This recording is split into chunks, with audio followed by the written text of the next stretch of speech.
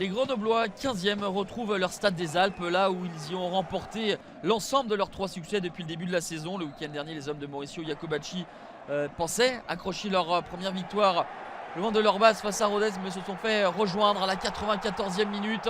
Pour autant, l'état d'esprit est bon pour les Grenoblois, avec beaucoup d'envie dans ce début de rencontre, mais pas de réussite avec ce poteau qui sauve Alexandre Oliero. Les Palois dominés, bousculés, et qui perdent des duels, et les latitudes pour marquer sont là pour les Grenoblois. Mais un but somptueux va permettre au GF38 de valider sa domination.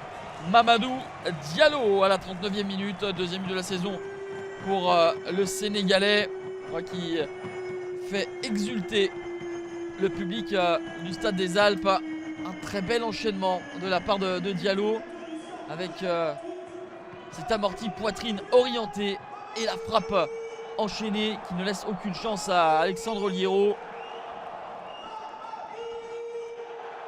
Les Grenoblois ont subi 130 tirs depuis le début de la saison. C'est l'équipe avec Amiens qui subit le plus de tirs. Mais la formation de Mauricio Jacobacci n'en a pas concédé lors de cette première période, et au contraire a beaucoup tenté, à l'image encore ici de ce coup franc tiré par Yorick Ravet qui trouve la barre transversale.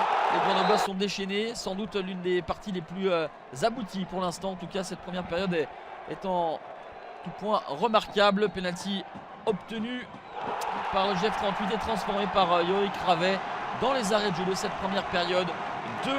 2-0. Et ce score ne souffre d'aucune contestation. Pau qui réalise un bon début de saison, mais qui n'y est pas clairement ce soir. Pau à 15 points en 10 journées, c'est 6 de plus que lors de la saison dernière à pareille époque. Et 2-2, c'est le score à la pause en faveur du GF38.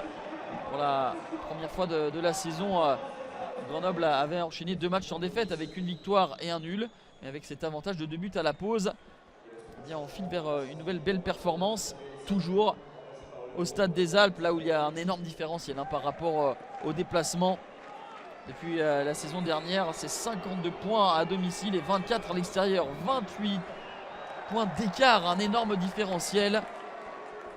Et l'autre équipe à avoir le plus gros différentiel, c'est justement Pau, et qui confirme ses limites peut-être à l'extérieur, avec une timide réaction en deuxième période. La frappe de Gomis entrée en jeu en deuxième période, au même titre que Neji. Maubleu qui capte en 2 temps avec beaucoup de problèmes, et Maubleu qui est tout heureux de voir Ebenezer à 6 fois raté d'une dread la réduction de l'écart.